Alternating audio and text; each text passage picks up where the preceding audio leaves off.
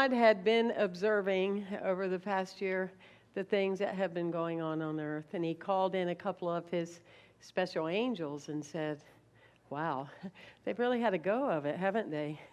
You know, pandemic, sacred timeout, working with aligning and eliminating separation. And, you know, they've had a time.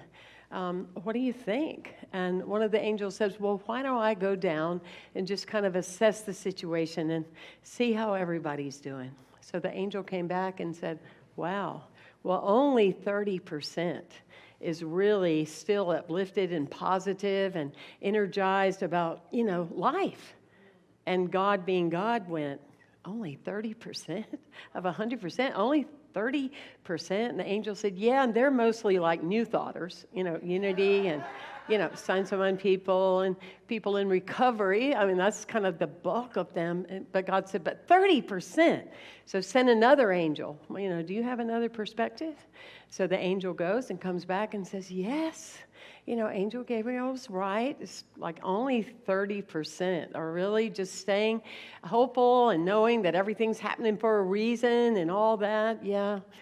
So God said, well, what I'm going to do then is I'm going to craft an email.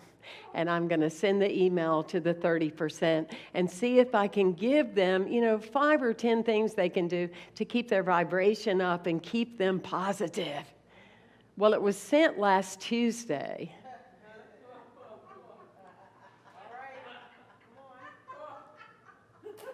Did you not get yours? Well, check spam. Okay, if you're that confident, check spam. But isn't that the truth?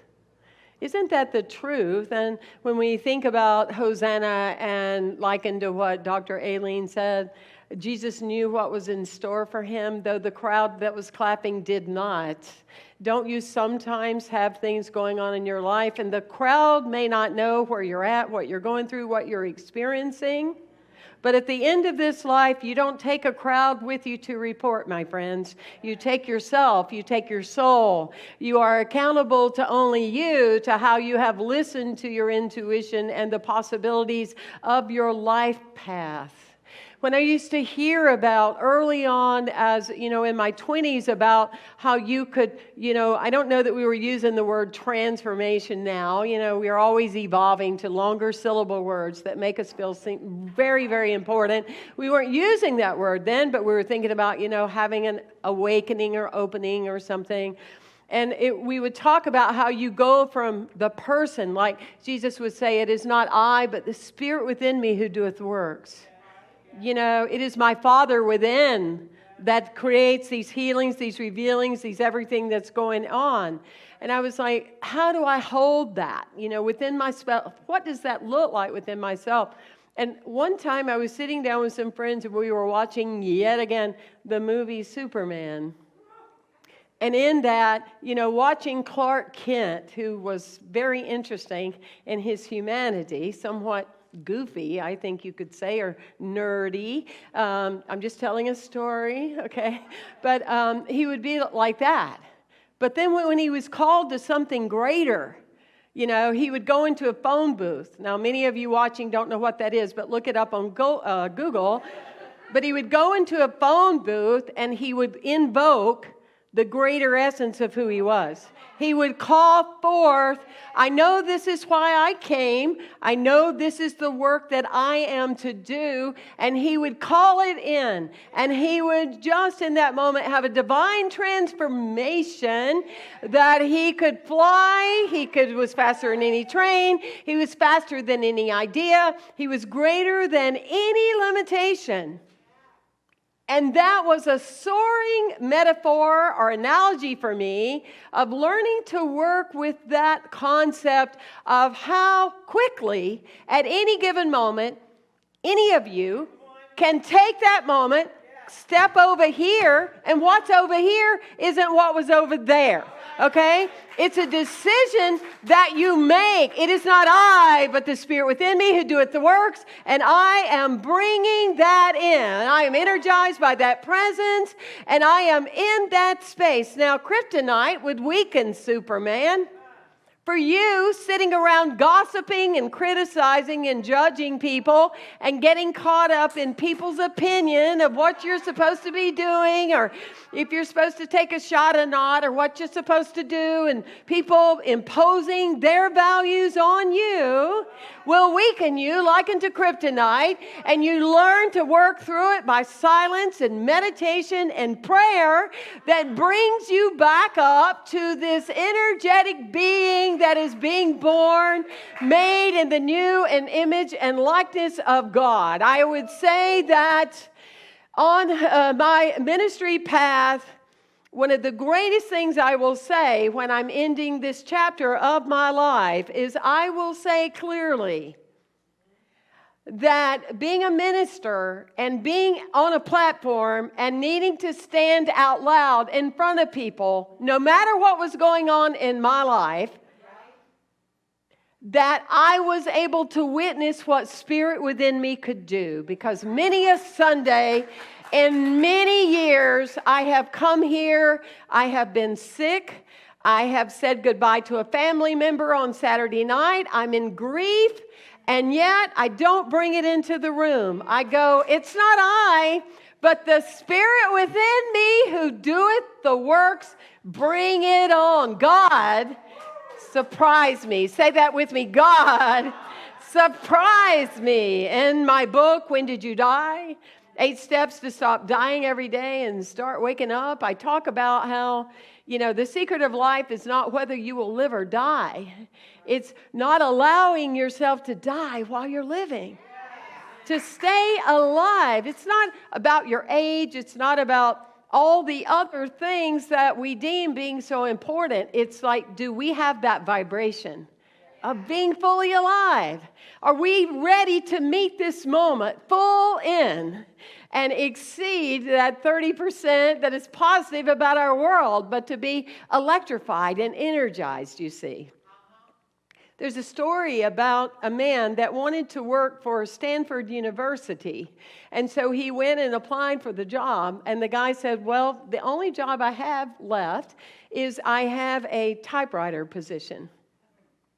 And the man said, well, I'll have to start going into next week. Can't start today. I'll have to start next Tuesday. And the guy said, okay, fine. So on Tuesday, the man reports, ready to go. And the guy that hired him said, can I just ask you, why did you have to postpone your job until Tuesday? He said, well, I needed to go rent a typewriter and learn how to type. That's what that's all about. You prepare yourself for the next thing coming into your life, even when you can't see it.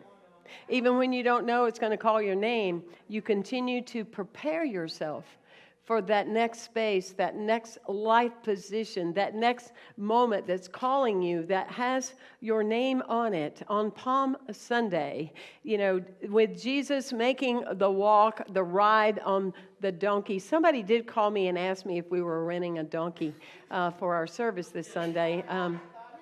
I'm sure Reverend Wanda did think about it.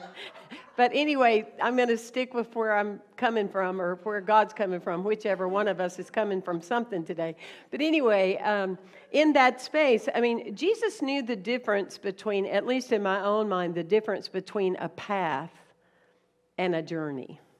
You see, your path is based upon cause and effect that you practice every day in your life, whether you're aware of it or not. Your path is based upon that really there's no wrong turn that you can take, because every turn you take, you're taking you with you. Don't ever turn on yourself. Pun intended. And so your path is one thing. However, your journey is another. So he could walk down or ride the donkey down that path. He could do the celebration about the path because he was more into, at least in my own mind, the knowing of the journey. That his soul journey in many ways had only just begun. He's sitting there going, hey, they're going to be talking about me 2021 plus years. We got this. Because his soul journey knew the impact that would be made in this life, even though sadly, it's quite misinterpreted by a lot of people.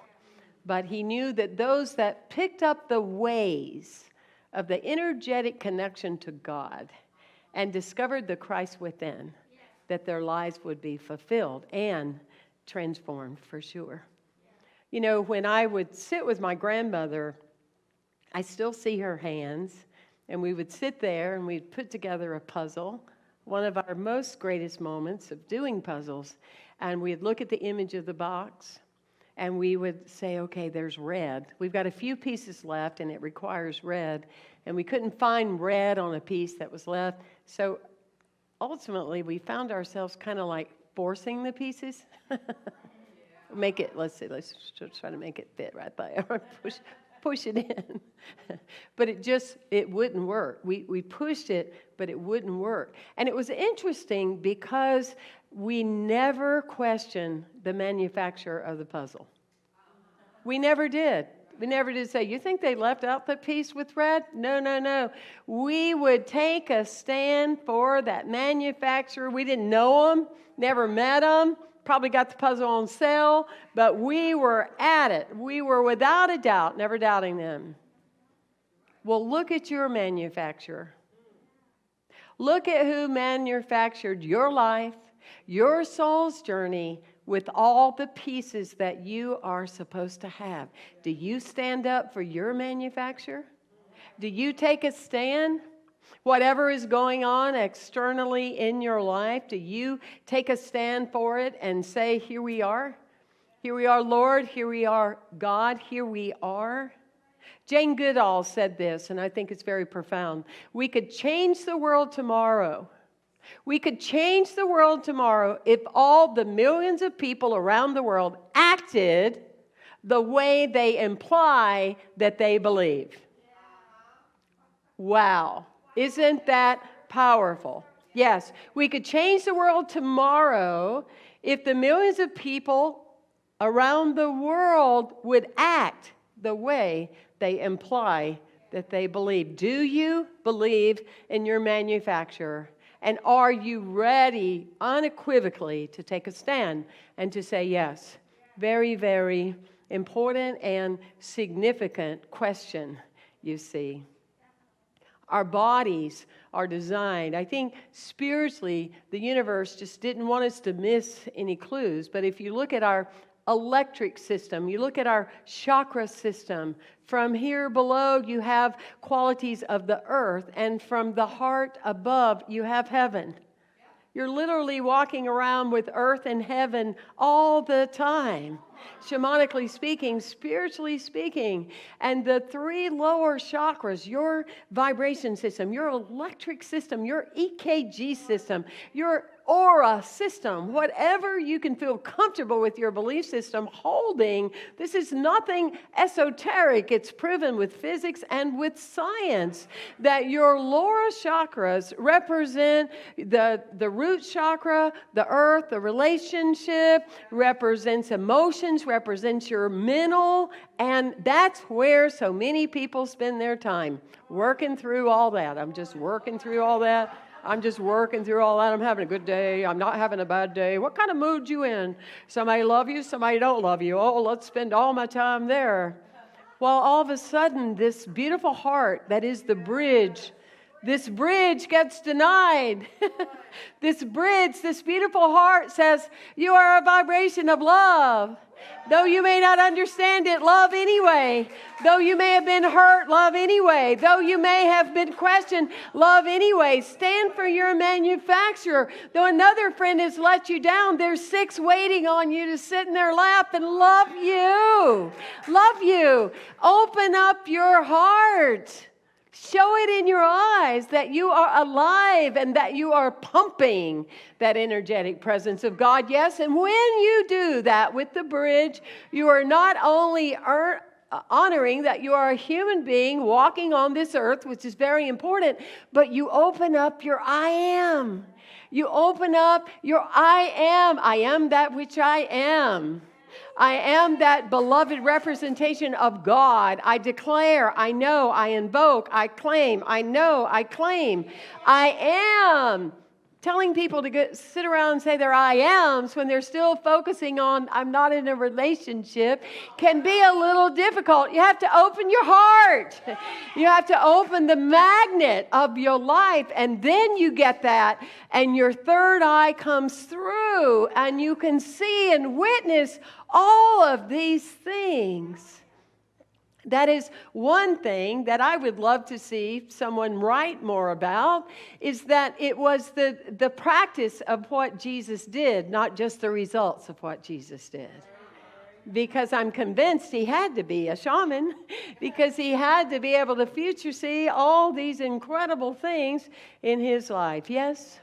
So when it comes to you, what about you?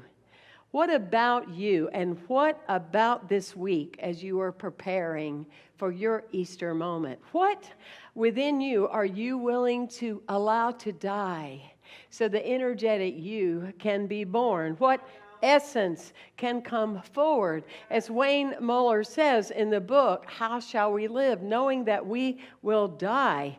Whether it's physical death, it's about the energetic death. What will you do? Are you going to spend your life just repairing your life? That's like planting a garden and only spending time removing weeds and tilling the soil and doing all that. At some point, you've got to plant something. Now, here's the thing. Someone said the best time to plant a tree would be 20 years ago. But the second best time is now, right this minute.